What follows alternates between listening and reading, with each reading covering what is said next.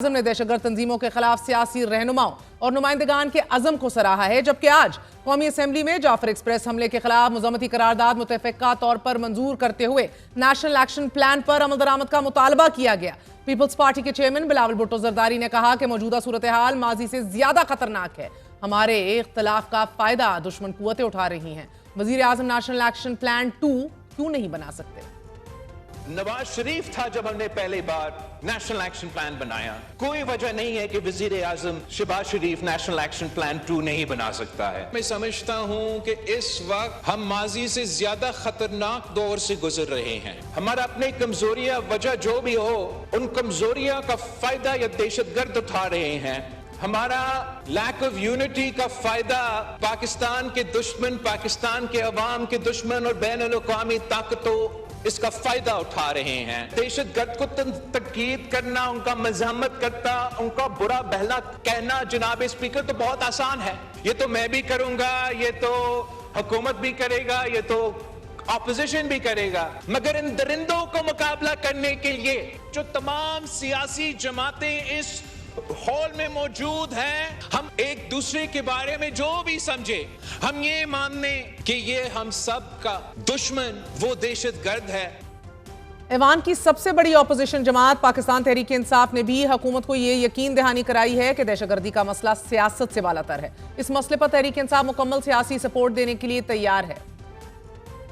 ہم سپورٹ کرتے ہیں اس دہشت گردی کے خلاف جو بھی ایکشنز ہوں۔ ہم یہ بھی چاہتے ہیں کہ ملک کا جو سب سے پاپولر لیڈر ہے عمران خان، جو کہ ان سارے مسائل کو حل کر سکتا ہے، اس لیے خان صاحب کو فوری رہا کیا جائے اور اس ملک کے جو مسائل ہیں جس میں کہ خاص طور پہ دہشت گردی ہے یا معاشی عدم استحکام ہے، اس کو جو ہے تو بہتر کیا جا سکے، ورنہ جو ہے تو کوئی مستقبل ہمیں کوئی اچھا نظر نہیں آ رہا۔ اپوزیشن کے مطالبے پر آج کوئٹہ میں اعلیٰ سطحی اجلاس کے خطاب میں وزیر اعظم شہباز شریف نے جہاں اس عزم کا اظہار کیا کہ اگر دہشت گردوں کا صفایا نہ کیا گیا تو ملک کی ترقی کے سفر کو بریک لگ جائے گی، وہیں انہوں نے اے پی سی بلانے اور سیاسی قیادت کے مل بیٹھ کر بات کرنے پر بھی زور دیا۔ بلوچستان کی ترقی کی دوڑ میں پیچھے رہ گیا، میں اس کو تسلیم کرتا ہوں۔ تو ہم بیٹھیں گے انشاءاللہ، ہم اے پی سی بھی کریں گے، اس میں بات کریں گے، پورے پاکستان کی سیاسی قیادت بیٹھے، ہم اپنی آرم فورسز کے لیڈرشپ کو بٹھائیں گے اور بیٹھ کے بات کریں گے کہ کیا کیا چیلنجز ہیں۔ اگر پہلے سے کہیں زیادہ کسی چیز کی ضرورت ہے تو وہ قومی یکجہتی اور قومی اتحاد کی۔ ہم اپنی اپنی سیاست کرتے رہیں گے، لیکن اس ایک معاملے کے اوپر ہمیں یکجاں دو قارب ہونا ہوگا۔ اس کے لیے میں انشاءاللہ مشورے کے ساتھ ایک میٹنگ بھی بلاؤں گا۔ وزیر اعظم نے اس موقع پر یہ سوال بھی اٹھایا کہ جب ملک بھر سے دہشت گردوں کا سر کچلا جا چکا تھا تو دہشت گردی نے دوبارہ سر کیوں اٹھایا؟ پھر شہباز شریف نے یہ بھی واضح کیا کہ دہشت گردی کے خلاف جانوں کے نذرانے پیش کرنے والے جوانوں کے خلاف ہرزہ سرائی کی اجازت نہیں دی جائے گی۔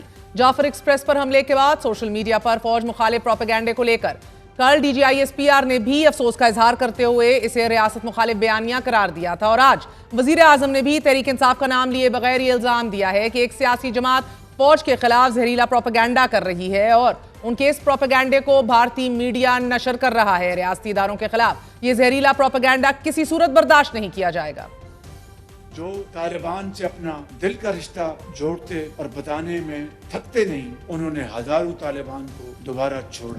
شومی ایک قسمت دیکھیں کہ آج ایک ایسا طبقہ ملک کے اندر جب سے یہ واقعہ ہوا اور اس سے پہلے بھی کوئی موقع نہیں جانے دیتے، اب یہ جو واقعہ ہوا اس کے اوپر جس طرح کی گفتگو کی گئی وہ ایک لفظ بھی زبان پر نہیں لایا جا سکتا۔ مشرقی حصے میں جو ہمارا ملک ہے جس نے ہمیشہ پاکستان سے دشمنی کی ہے، انہوں نے کس طریقے سے یہاں پر ملک کے اندر بسنے والے، پاکستان کا کھانے والے، جس طریقے سے وہ پاکستان کے خلاف زہر اگل رہے ہیں، اس کو ہمسایہ ملک اپنے مختلف پلیٹ فارم سے اس کو نشر کیا۔ دوست نما دشمن پاکستان کے خلاف اور فوج کے خلاف کس طرح کی دشمنی پر اتر آئے ہیں۔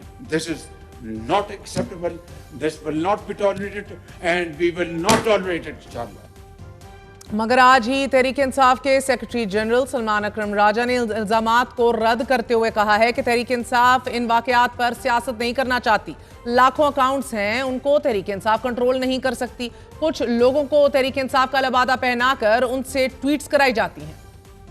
پی ٹی آئی لاکھوں اکاؤنٹس کو کنٹرول نہیں کر سکتی۔ جو قوم میں غم اور غصہ ہے یا کچھ لوگ بٹھائے جاتے ہیں ان کو پی ٹی آئی کا لبادہ اڑا کر ان سے ایک دانستہ منصوبے کے تحت ٹویٹس کروائی جاتی ہیں. پوری قوم کے ساتھ ہم تمام پاکستانی ہم اس وقت غم میں ڈوبے ہوئے ہیں. خدا را جو اس وقت اس ملک کو صورتحال درپیش ہے اس کا ادراک کیجیے. یہ وقت کسی جماعت کو اور ملک کی سب سے بڑی سیاسی جماعت کو ختم کرنے کا یا اس کو کنٹرول کرنے کا وقت نہیں ہے. یہ وقت ہے کہ ہم پاکستان کے عوام کی آواز کو سنیں.